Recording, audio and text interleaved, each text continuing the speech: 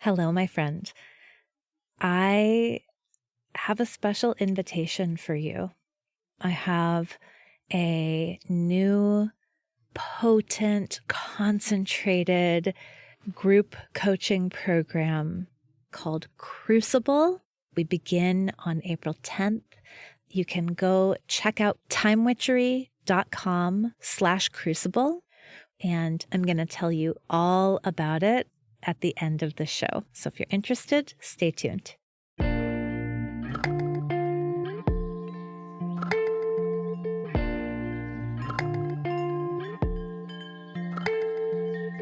Welcome to Mind Witchery. I'm your host, Natalie Miller, and I'm so glad you're here. Hello, my friend. I'm so glad you pressed play on today's episode. And I want to acknowledge that the title is a lot. Today's episode is A High Achiever's Spell for Self-Forgiveness. And you may already identify yourself as a high achiever, and you also may be a high achiever who does not allow yourself that definition.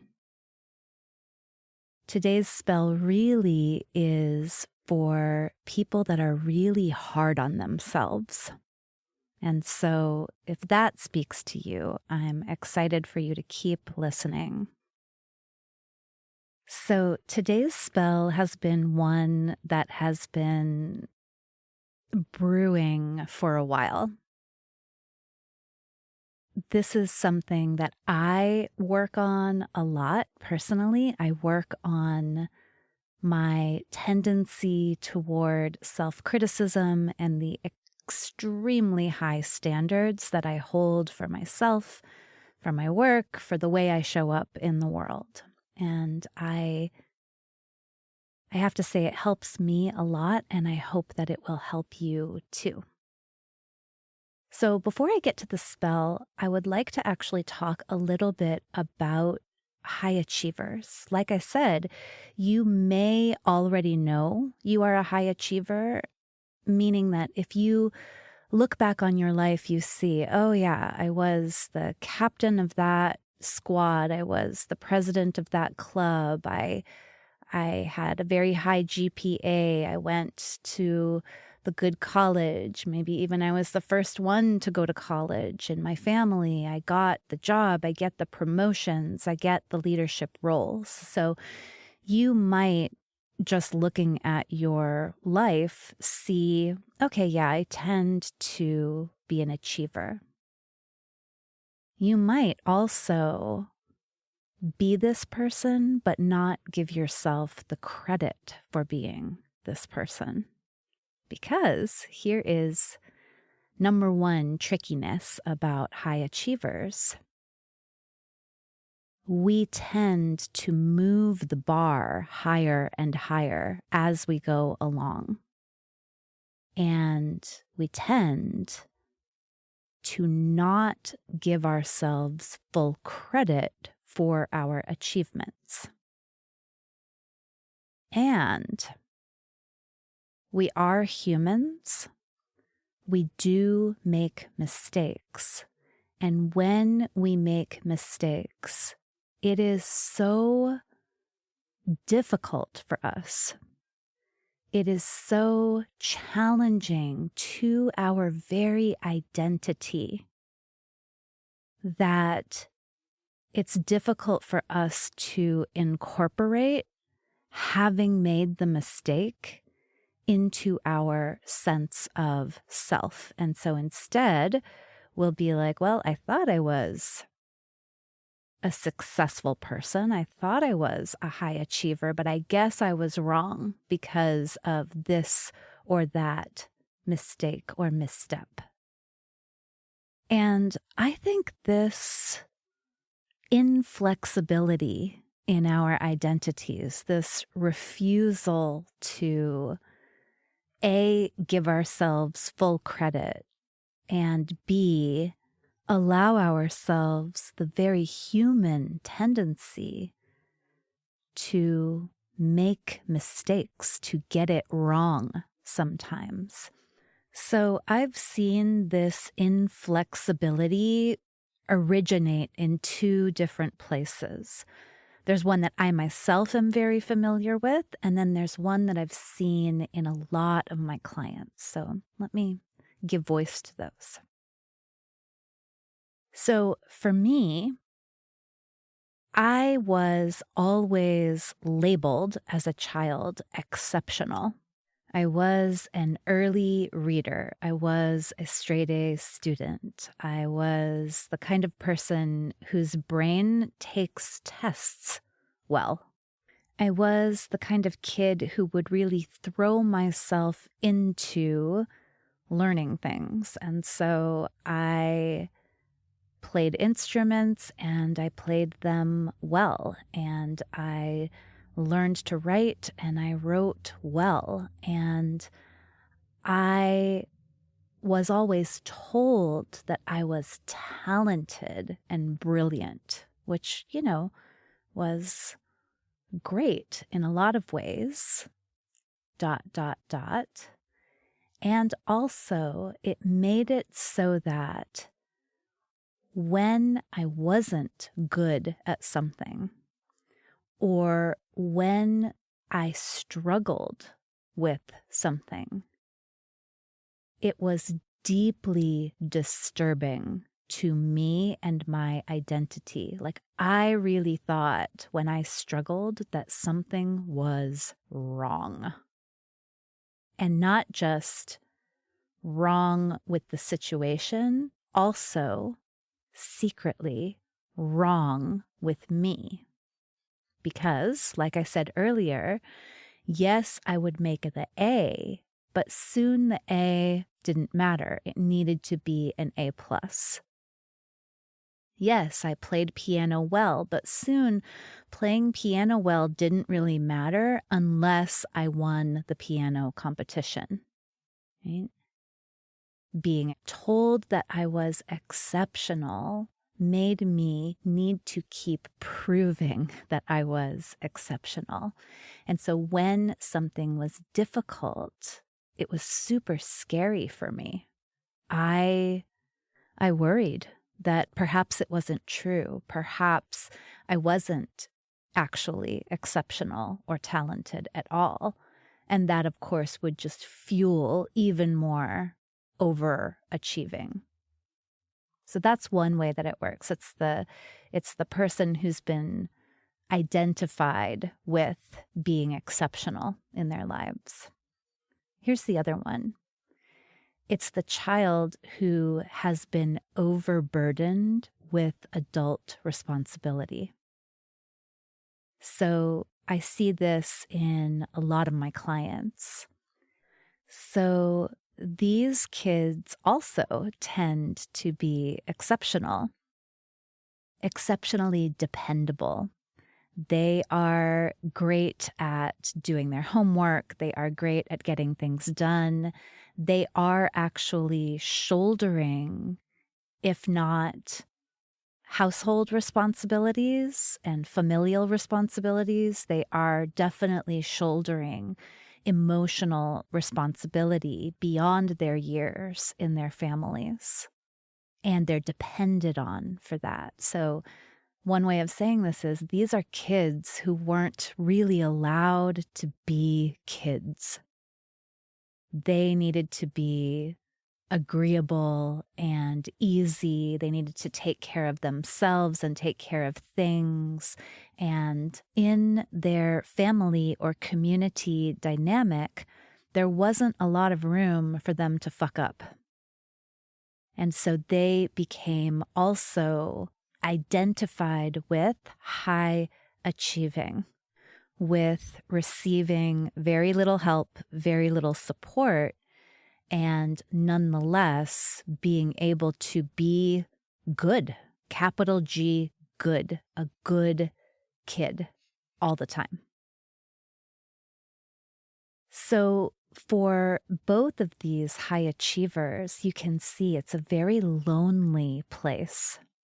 If you are exceptional and or if you are solely shouldering outsized responsibility, it's all up to you. And not only is it all up to you, but it's all up to you, and there is no room for mistakes. And this is such a high pressure environment. This is such a high pressure mental space in which to live, especially because the more we journey into adulthood, the more we are faced with challenges, the bigger challenges we face, and the less and less I find permission we give ourselves to grow and to learn. I mean, we do at least have that going for us when we are kids. We are students. At least there is a veneer of understanding that we are in a learning mode. But when we are adults, we can transition into this place where it's like, I should already understand this. I should already know how to do this. I should already have the skills for this. I should be able to handle all of this on my own. So, why is it a spell for self-forgiveness? It is because when we hold ourselves to an incredibly high standard, we will inevitably fall short. Of course we will. We are human beings after all. However exceptional we have been, however capable and responsible we have been, we are still people. We're humans. But we have a really hard time honoring that. When inevitably we fall short, we are exceedingly cruel to ourselves about it. When we fail or when we make a decision that doesn't work out the way we wanted it to, we make it mean that there is something wrong or bad about us. We take it incredibly personally because we have identified so closely with our highly capable, high achieving tendency. And that, of course, is not just self-identification, right? Culture helps us a lot with that. Culture loves the myth of the exceptional individual, of the genius, of the superstar. So our own identification with that identity, it's not completely self-generated. But it is self-perpetuated. And in this perpetuation of the exceptional, high-achieving identity, there is not only no room for mistakes, there's also no capacity for self-forgiveness. If you resonate with any of that, this spell is for you. Today's spell, a high achiever's spell for self-forgiveness. It is actually a song lyric. It is a song lyric by an artist named Nico Case. If you're not familiar with Nico Case's music, I highly, highly, highly, highly recommend that you check it out.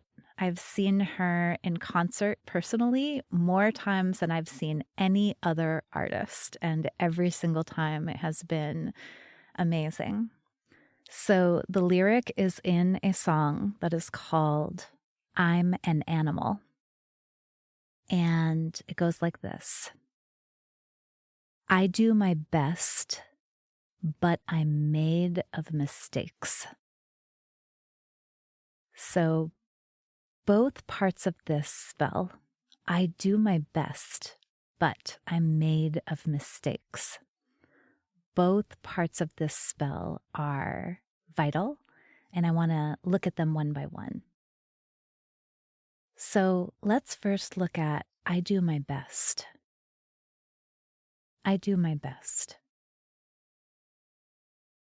For high achievers, doing one's best equals flawlessly winning, which is not actually possible.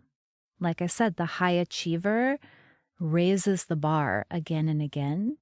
And so no performance, no creation, no move is ever enough. It's kind of built in for the high achiever is it could always be a little better.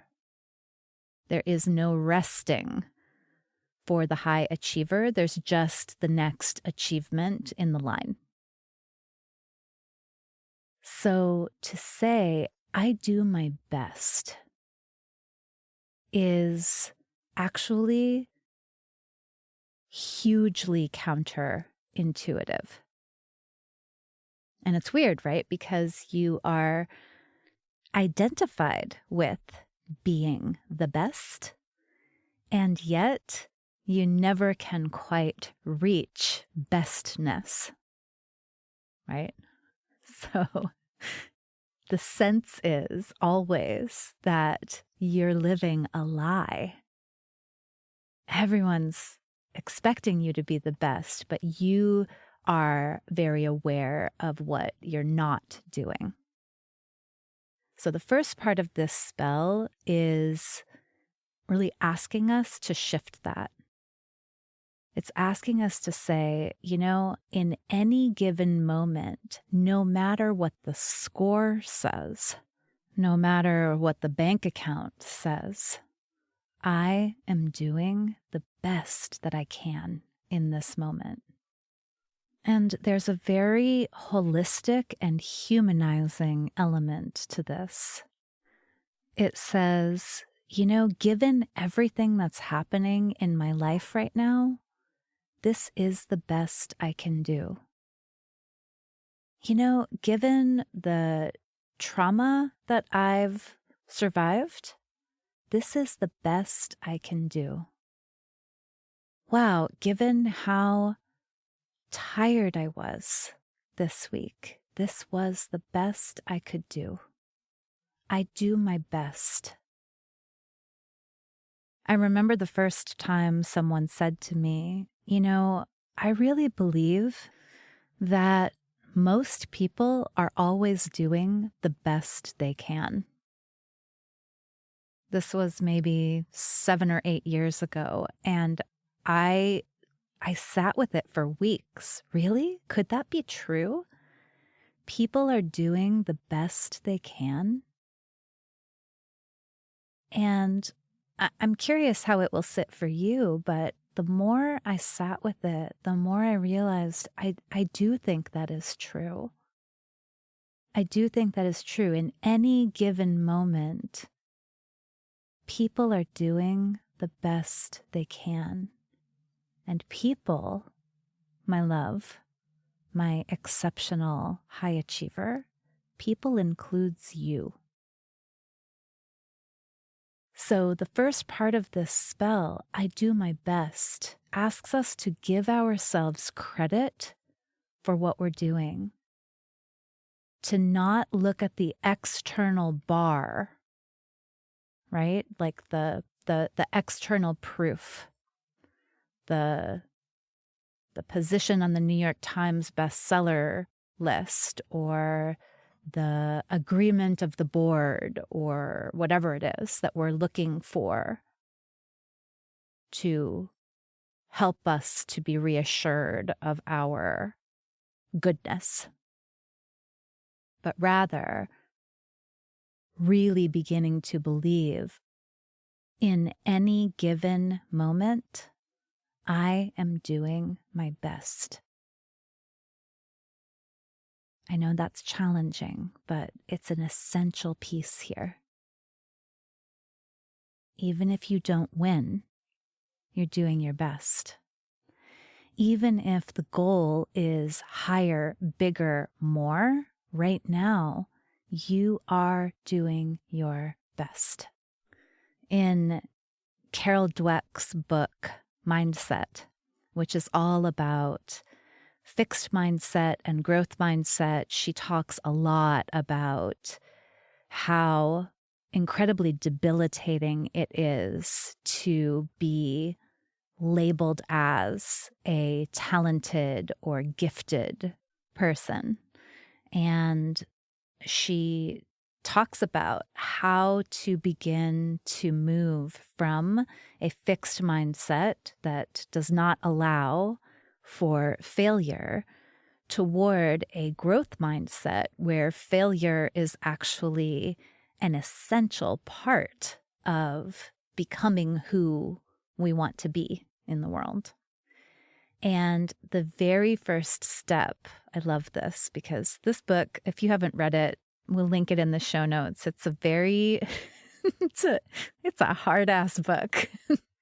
But when Dweck talks about how to shift from fixed mindset to growth mindset, number one is embrace your fixed mindset. And I love this so much because, of course, as a high achiever reading the book, I'm like, oh, okay, I get it. Fixed mindset equals bad and growth mindset equals good.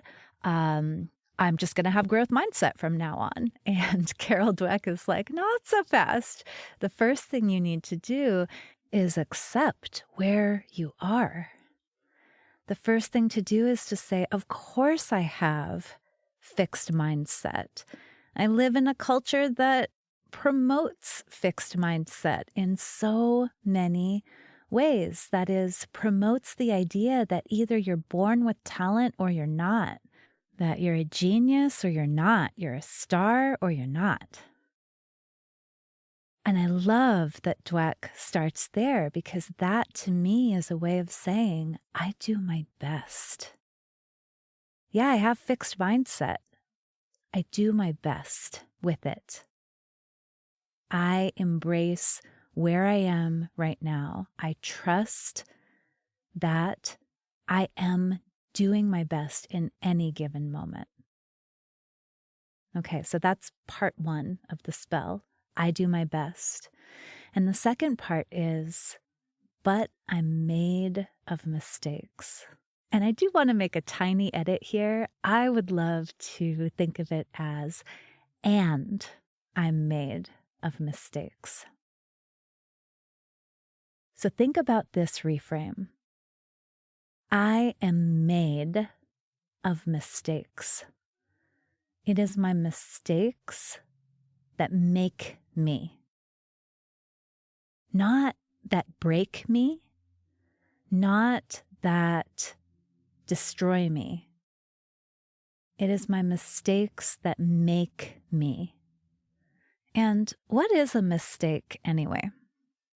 Because I think sometimes we think of a mistake as an error or a wrong judgment. But if we go etymologically to the word mistake, it's actually rooted in misunderstanding. It's like, oh, I didn't see the whole picture. I made a choice, but I didn't understand fully the situation or the consequences. Maybe I made a choice, again, doing the best I could in that moment. But the way that reality co-created from that point was not the way that I intended. And so maybe you have a story that you chose the wrong school, or you bought the wrong house, or you married the wrong person, or you took the wrong career path, or you launched the wrong offer, whatever it is.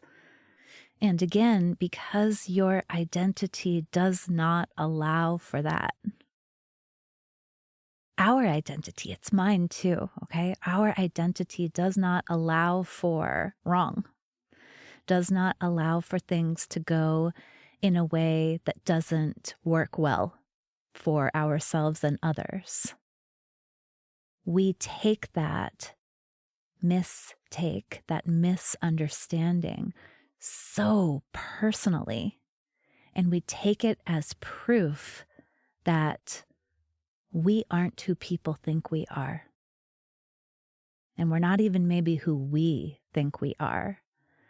That perhaps after all, we are not so powerful, successful, exceptional, capable. Right? We take the mistake and we allow it to break us. When the reality is, every mistake offers new perspective, right? Every mistake, every misunderstanding helps us to see more of the picture. I know for me, when I went to graduate school, I chose, of course, as the high achiever often does, I chose the most exclusive program. I chose the highest rated school. And I was miserable there. I had been so sure that what I was meant to do was to be an English professor. But it turns out I was mistaken. I did not fully understand the world that I was trying to work my way further into. I did not understand what the life would actually look like until I got there. So that was a mistake. But that was also the first time of many, by the way, that I took a leap of faith out of a bad situation. And it was foundational for everything I've done since. It was foundational for this very podcast you are listening to right now. The identity expansion, the immense amount of growth that had to come out of that mistake has made me who I am, is making me who I am becoming. I bet you could do the same thing by looking at one of your mistakes. One of the places where you made a decision or you took a course of action that did not work out the way you wanted it to, or the way you expected it to. So find one of those. What's one that stands out? One of the big mistakes that you made.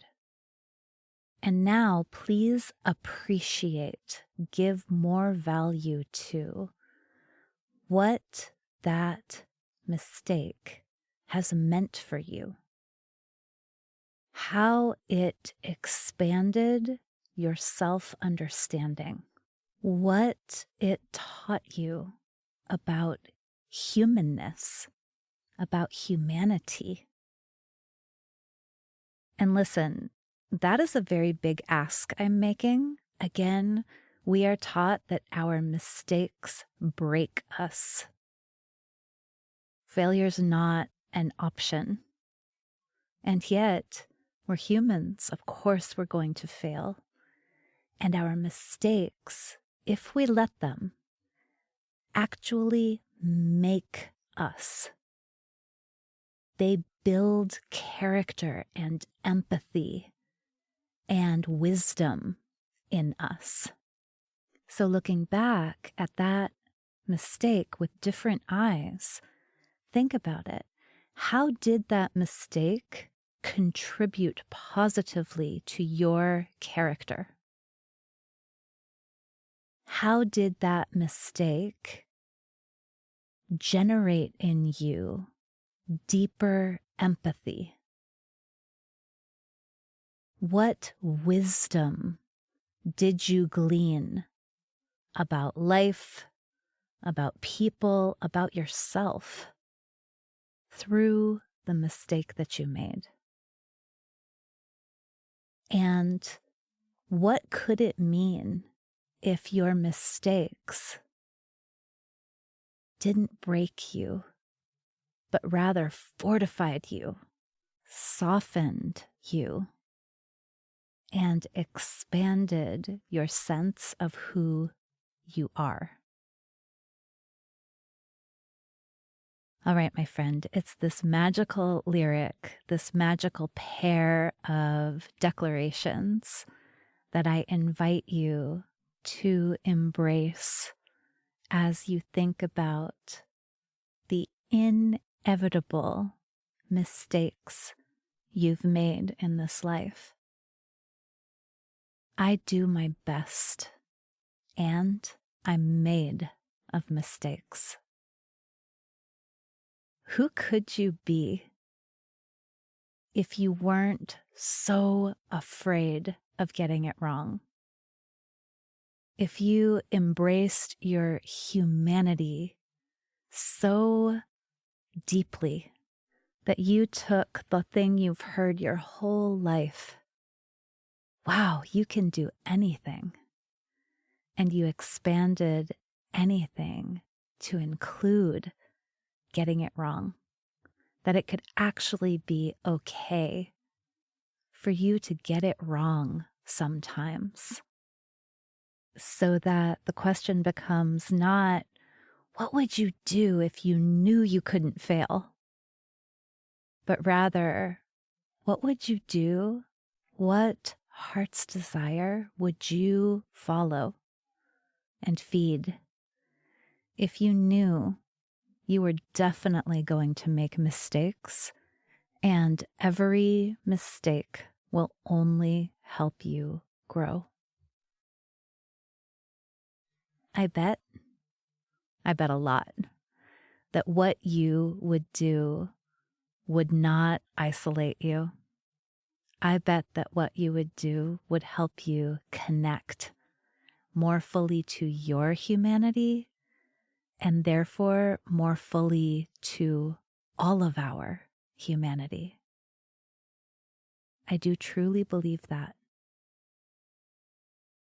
All right, my high achieving friend, we do our best and we are made of mistakes.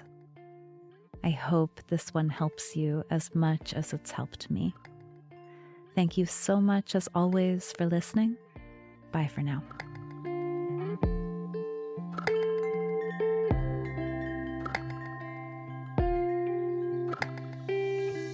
Thank you for listening to this episode of Mind Witchery.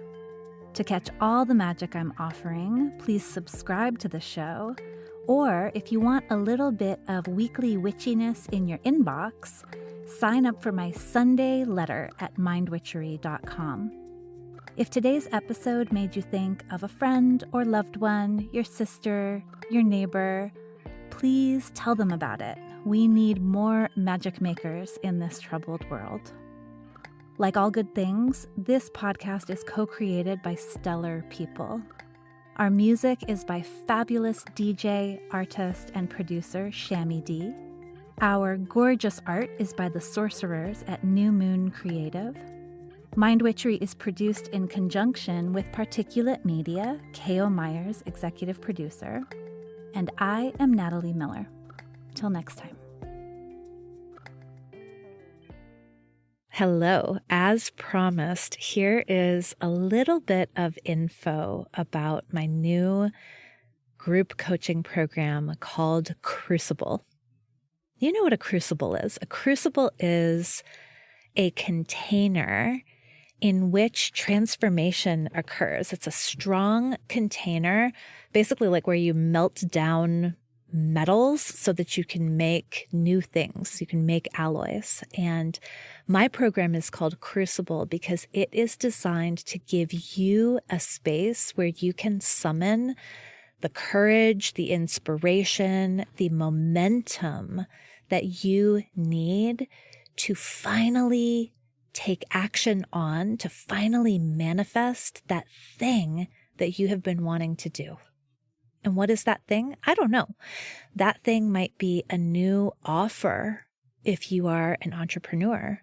That thing might be the idea for the book that's been swirling around in your head. It might be an outline for that book. It might be a whole short story. That thing might be a job description for the assistant that you've been wanting to hire. That thing might be your own podcast. Whatever that thing is that you keep thinking, oh, someday I'd really love to make this happen. Crucible says, let's do it now and let's do it together. So Crucible offers 7 weeks of group coaching. Crucible offers insight into how it is exactly that I take an idea and make it real. Right? Now, this is not about me kind of imposing my method onto you, but it is about sparking your own creativity and insisting on a self-honoring way of creating. Yeah? Crucible is about community with other people who are also making it happen. And I cannot even begin to put into words how valuable that is. How much of a difference it makes to be surrounded by other people who are expanding and growing into what's next. Crucible is in large measure about helping you to claim the time and energy that you need to create what's next. And so we'll use my anti-planner, Time Witchery, to do that. We will use co-working sessions that are hosted by Flow Club. I'm very excited about that part in particular. So Crucible is not assuming that you have the willpower and courage and time and energy to make this thing happen. In fact, Crucible says, oh yeah, let's give you a place to generate that, to generate all that you need in order to manifest what it is that you want next. So you are invited. You can go check out Crucible at timewitchery.com/crucible. We begin on April 10th. We go through April and most of May, and then we get to take off for the summer having finally taken action on that thing that you've been toying with, flirting with, wondering about, dreaming about for so long. So again, more details at timewitchery.com/crucible. I super hope you will meet me inside.